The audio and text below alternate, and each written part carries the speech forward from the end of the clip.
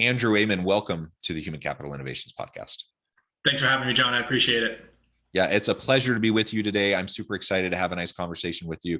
You're joining us from the Boston area. I'm south of Salt Lake City in Utah. This is actually a rescheduled recording time. We were scheduled earlier in the week and I woke up just ill and not able to talk. And so you were so gracious and willing to reschedule. I really appreciated that. I'm doing a bit better now. And today we're going to be talking about preparing your teams for unexpected circumstances. And it kind of applies, right? Like you have to be flexible and agile and you have to be adaptive. And sometimes someone who's a key person on your team is going to wake up sick and they're not going to be able to come in for that meeting or that big presentation. Sometimes you have to cover for each other. Sometimes you have major disturbances, major unexpected circumstances like the war in the Ukraine right now. And we can touch on that a little bit later as we go throughout this conversation, because I know that's something you're dealing with your organization and members of your team. There's just so many different things that are going on external to us in our work environment, but also things that are just shifting with the competitive nature of our business. And so we constantly have to be learning and growing and adapting. And that is the new world of work. That is the name of the game. Change is the name of the game. That's all what we're going to be talking about today and how we can prepare our teams for that reality in that environment. As we get started, I wanted to share Andrew's bio with everybody. Since co-founding 923 Venture Studio in 2012, Andrew Amann has helped launch countless ventures for clients and emerging companies and turned his business into one of the fastest growing private companies in America on the Inc. 5000 list. Amann is an experienced entrepreneur and entrepreneur. He is responsible for patents and nuclear submarine components and 3 supply chain innovations. He has successfully launched 12 startups, including the digital business card solution Indigo app, acquired by Royalty. Amann excels at bootstrapping startups without the involvement of venture capital. He graduated from the University of Connecticut with a BS in mechanical engineering and took his MBA classes in the University of Strathclyde. He currently helps businesses grow with innovative web and mobile technology solutions and built over 50 applications supporting millions of end users, including a unicorn. A fantastic background. Anything else you would like to share with me or my listeners by way of your personal story or context before we dive on in further? No, I'm ready to go. That was a great introduction. I appreciate it, John. Excellent. Excellent. All right. So why don't you start by actually telling us a little bit more about, your engineering background, mechanical engineering. You have an MBA. You are helping in the tech space, but helping organizations be more effective and to do their work better. So talk through some of what you've been doing and how that fits with this, with teams in the workplace. Sure. Yeah. So I graduated school as a mechanical engineer. And as a mechanical engineer in America, you get a lot of opportunities to work with the government or on large components, trucks, engines, jets, cars, things that have a lot of moving parts. And so when I started working in this environment, my choice was nuclear submarines. And for the first 5 years of my life, I was a cog in a giant wheel of building a submarine. So as an engineer, you're responsible for a specific component in a vehicle, or in this case, a submarine. Mine was the hovering pump. And as an engineer, especially now that I know I'm fully an entrepreneur, I didn't at the time, I was always trying to make the process of what they were building more efficient. And if you've ever been on a submarine, they look like they were built in 1960, and they still look like they're built in 1960. There's not much innovation there. So my brain instantly picked up on efficiencies that can improve the supply chain, improve the logistics, or just simply improve the process that they were doing for those components. And so I became vocal at that young age. And what is now known as an intrapreneur, I was trying to solve problems internally for that company that they could create revenue from or create an experience around that was different than what they were used to. And so after myself becoming vocal about changes that could happen, I landed myself a job that was not listed in their job requirements, like it wasn't a job description. And they placed me there and they said, all right, you said you can do this task, these set of tasks that you promised would reduce efficiency and create more revenues for the company. Go prove it. Right. And so I did that in a giant government type organization. And not at the time, I was young and ambitious, and I thought everything was this easy to just kind of place yourself, but it's not. You really have to vocalize and explain what the return on investment is, what your value is going to be. And then you need a champion. You need someone that's going to bet on you. And so my experience with that was basically learn from the surroundings, learn from what you're trying to accomplish, and then understand that there needs to be people that bet on you. So you need to pitch yourself. You need to be a consultant. You need to be that person that is just people can rely on. The idea man is great, but you also need to execute. And so I executed, and I ended up getting 2 United States patents in supply chain. And that same process was just over and over, repetitively explaining what the return on investment was, believing so strongly that the company needed to execute the supply chain improvement to better their revenues. And it came all true. And it was a great story to have. But that led me truly to entrepreneurship, which is where your question was based, was how did I get into entrepreneurship from that mechanical?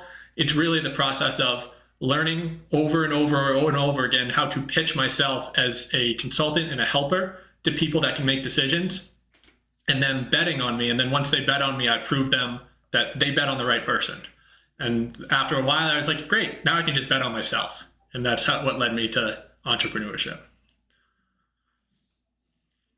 That's fantastic. And, I'm a big believer in people making themselves invaluable to their organizations and being willing to speak up about those things that you naturally observe. And some people are just more attuned to those things, and they have a natural sense towards process and procedure and fine tuning.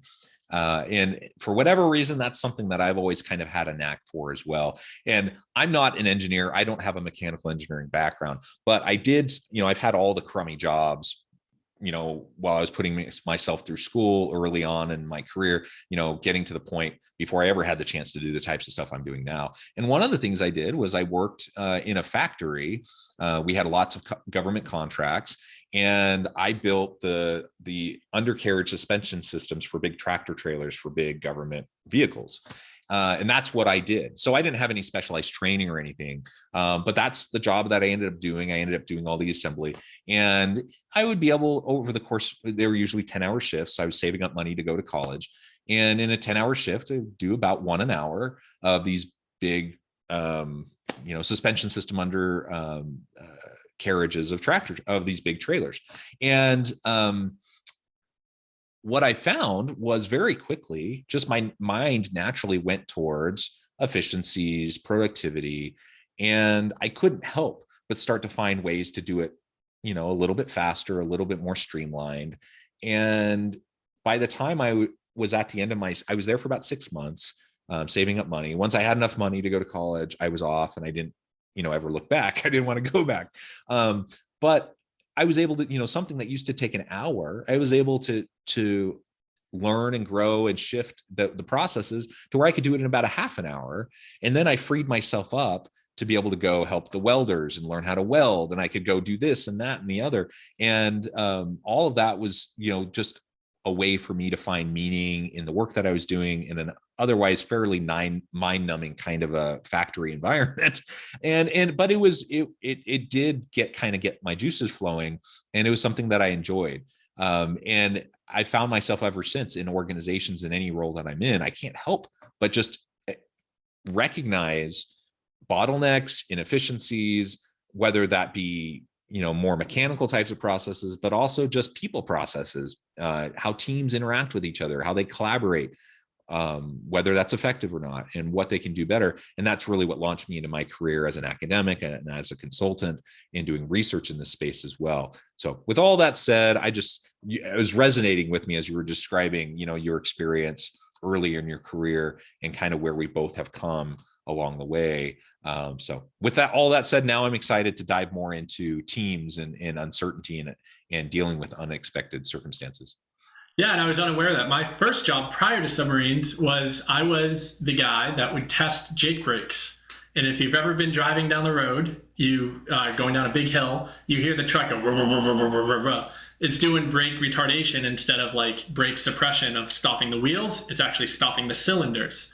And I was the guy with my hands dirty on an oil rig, on an engine block with the Jake brake, pressing down the lever to try to stop the cylinders. So even at that time, like same type of experience in a factory floor, hands dirty, trying to figure out that, and your mind instantly goes to the efficiency. So it's truck experience. First job for me too was a truck factory floor worker.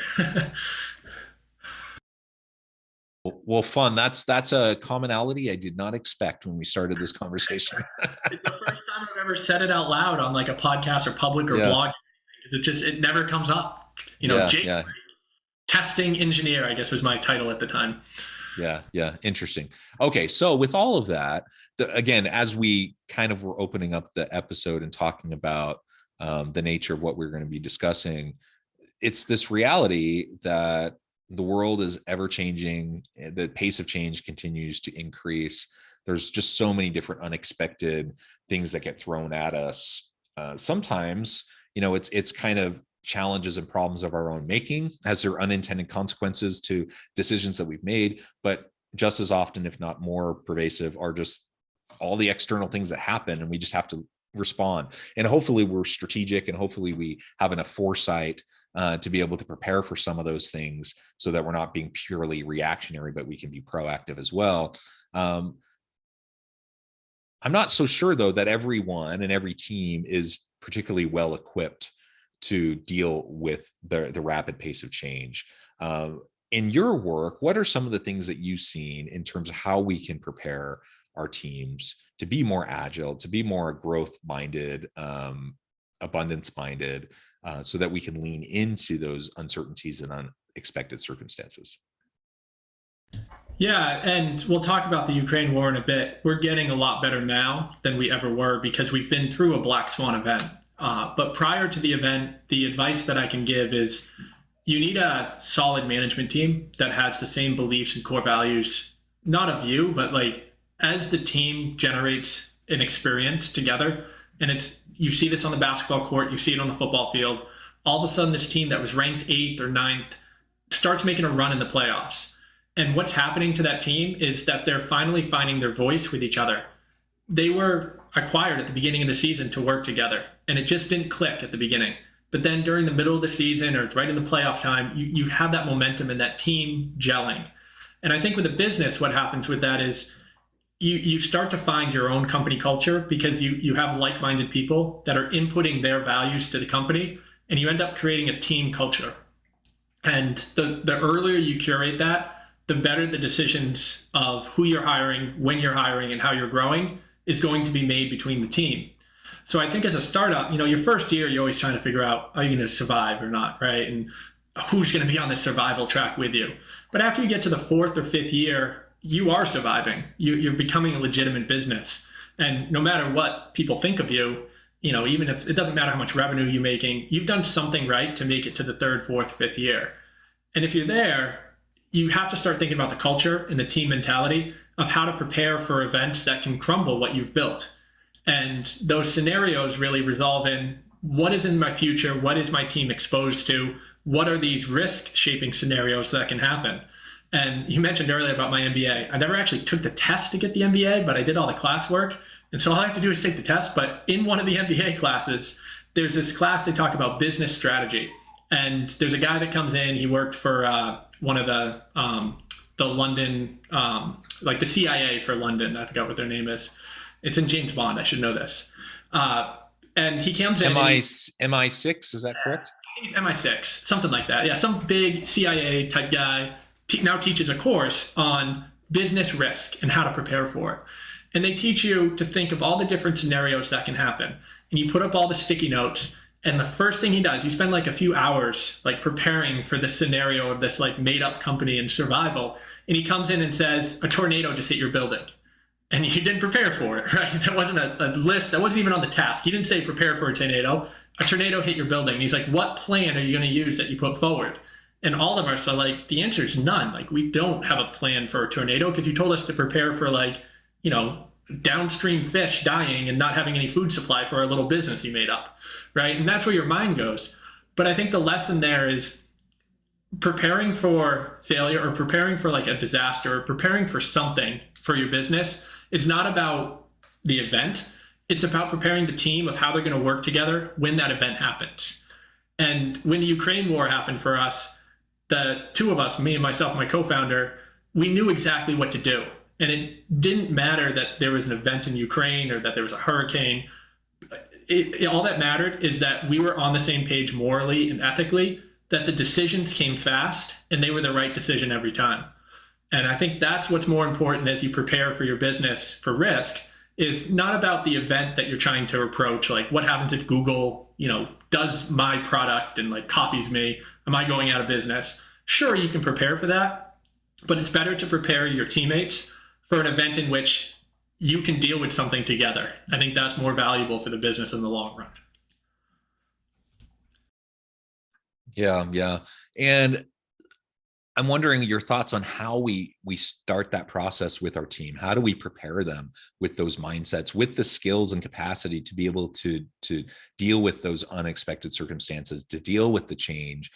Because the reality is, human nature is that most people don't really like change. We tend to be naturally resistant to it. Not everyone, but in my experience, the majority of people tend to be. But you can learn to lean into the change, to lean into the messiness, the complexity, and the uncertainty. So how do we help our members of our teams to adopt those mindsets and to learn and grow into it?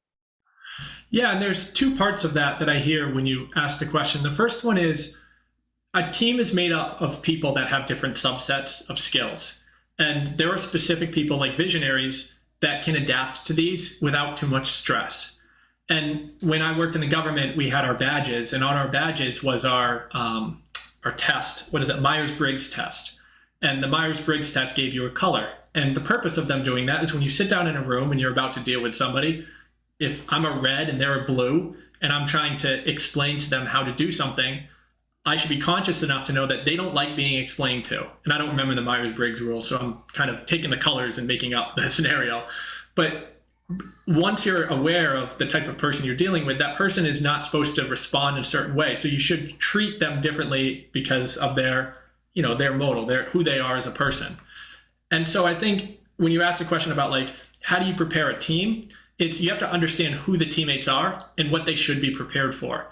So there are specific people in our company that are not good with risk, and changing their day is a very difficult thing. It like brings them a lot of stress. Whereas somebody like me, you could call me in the middle of the day and be like, hey, we're going to switch the schedule for an hour. You cool with that? You want to jump on? I'm like, yeah, well, I'll figure it out. Like, I'll jump on, no problem. But somebody else on my team was asked that question, like, nope, I plan lunch. And after lunch, I want to be on this meeting. And after that meeting, I'm going here. And if you alter any of that, I'm going to be stressed my entire day. And I'm not going to think about anything except the stress.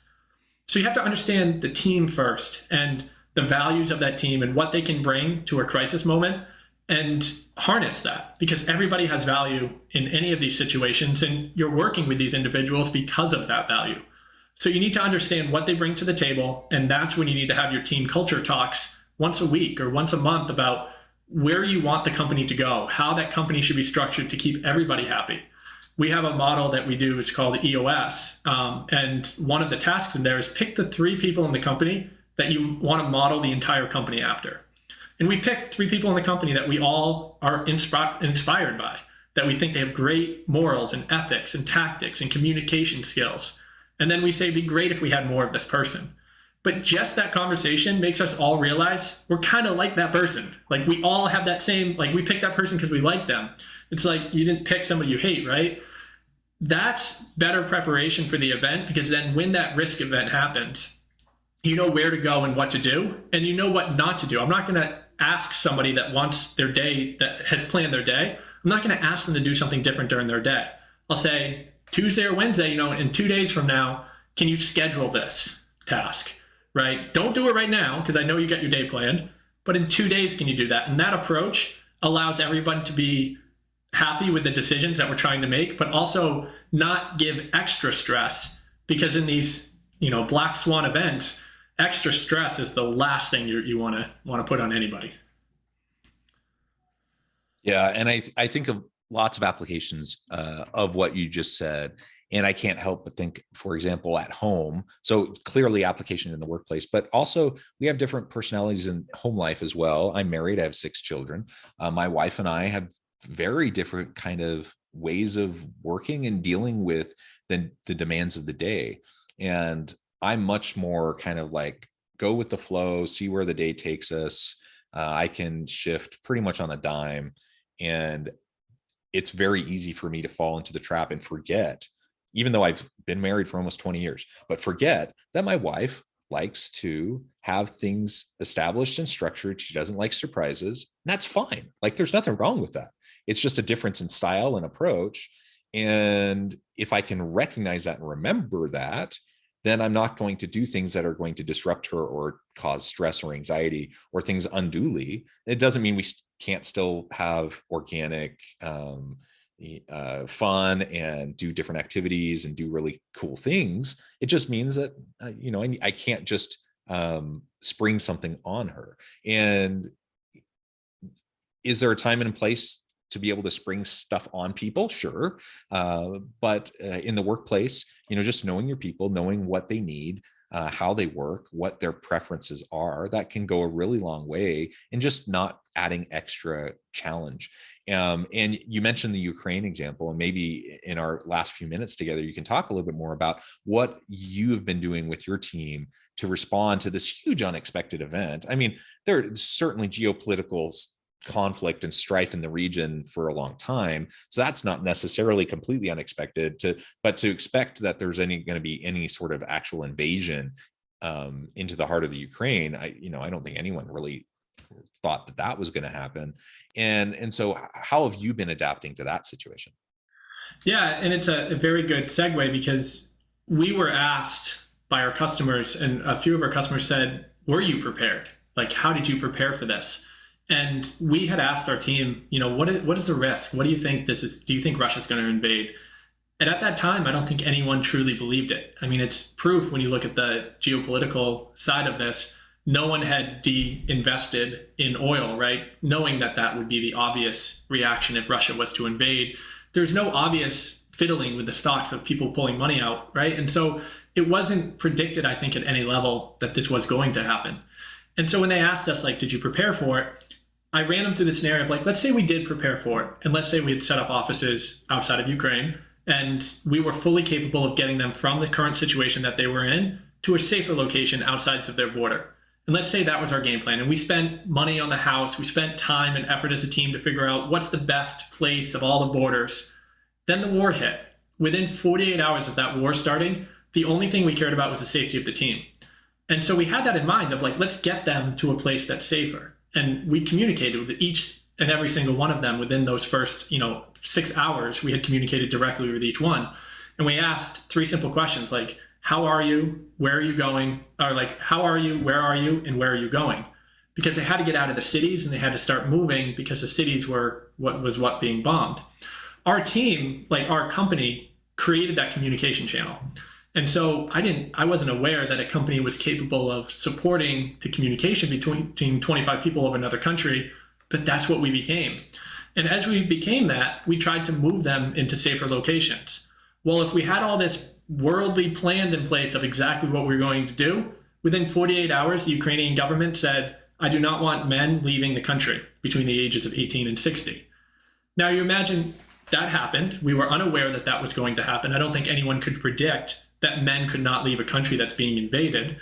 But once that happened, any plan that we had set up for is now not a plan. It's no longer even an option. Nobody wanted to leave their loved ones behind. So now, even if we had planned, we're still in the situation in which we need to think on our feet, and we need to react to the current situation. So what would have been better use of our time? Preparing for a safe place in Poland, or preparing the team and the management team for how to gel together as a cohesive unit, so that when the war started, our communication channel became the location for them, the 25 people, and their extended families, of finding the safest location. And the most amazing thing happened too. As we started watching them move across the country, the team opened their doors for other coworkers they had never met. And not just for like coworkers. We had one that 9 members were traveling together, and they all lived in one room of another coworker of ours, right? So that's family, kids, moms, dads. This happened because we set up the communication channels and the trust. It didn't happen because we had planned for it. And I think it goes back to the story we're saying is the Ukraine war is such an unfortunate event, because the people of Ukraine are strong, resilient, and They're innocent here. They have done nothing to cause this on themselves. And it's such a disaster. It's such a horrible thing that's happening to their country. But because we are a remote team and we've hired them, it is our responsibility to financially support them. And it's our responsibility to make them safe first. So they didn't have to work. And we told them that right away. We told them, focus on your safety and focus on getting to a place with you and your family. They did that first. And then the communication just happened. Now, the bonding that is happening now is something that is irreplaceable, right? We have created this culture in which we are better communicators. And now that this war has been going on for an unfortunate 8 weeks, they have started responding to the company by inputting their values back to the work. And, we had to double our cost, we had to double our revenue just to save the company. And we've been through all that now. Now it's our job to start working together as a team and continue to focus on their safety, but more importantly, create a growth plan for the company that has these black swan events and know how the team is going to respond to the next one. Because we just had COVID, black swan event. 2 years later, we have a Ukraine war, black swan event. The next one's going to happen in a year or two. And how are we going to be prepared for that? So I think that's the evolution that, we've kind of thought about through this. Yeah. Thank you so much for sharing that. A terrible situation. We hope that it can be resolved as soon as possible. And I commend you and your team for just having a human response to a really challenging situation, and providing the means and the support and the flexibility. All of that I think is really great. Well, Andrew, it has been a pleasure. I note the time, and I'm going to have to let you go here in a minute to get on with your busy day. But before we close the conversation for today, I wanted to give you a chance to share with listeners how they can connect with you, find out more about your work, the many great products that you provide, and then give us a final word on the topic for today. Sure. So we are a startup studio. We build startups for both we build companies for both startups and established brands. We do a lot of IoT work as well, so we're very engineered-based type products. You can find us at www.923.co, and that's spelled out with the letters. I'm also very active on Twitter. It's Andrew Amann, Amann. And I think the last thing I'll say is, as a person getting into entrepreneurship, if you are interested in coming from a W-2 job or, just any type of world, like standard type of workforce, be a consultant first. It's great that you can provide your services for somebody else before you dive into the entrepreneurship. And I think that's the lesson that I've learned as we talked about, working for mechanical jobs for so long and then transitioning to entrepreneurship. I think that's the lesson that I like to exemplify, because not many people talk about the importance of apprenticeship. And then the very last thing I'll say is, Ukraine, it's horrible what's going on. They're going to win this war, and it's coming from the support of people like us. We are providing financial support. We're also open to donations and things like that, to sending them to Ukraine. And it's important that we continue to do that, because Ukraine is on the verge of winning here. And once they do, the people that we work with at least can get back to their homes. And we hope that they remain safe, and that the country itself remains solvent as a country, because it's important to, I think, the world that Ukraine is victorious here, and we need to support that continually. Well said, Andrew. This has been a lot of fun. It's been a pleasure talking with you. I encourage listeners to reach out, get connected, find out more about what Andrew and his team can do for you. And as always, I hope everyone can stay healthy and safe, that you can find meaning and purpose at work each and every day. And I hope you all have a great week.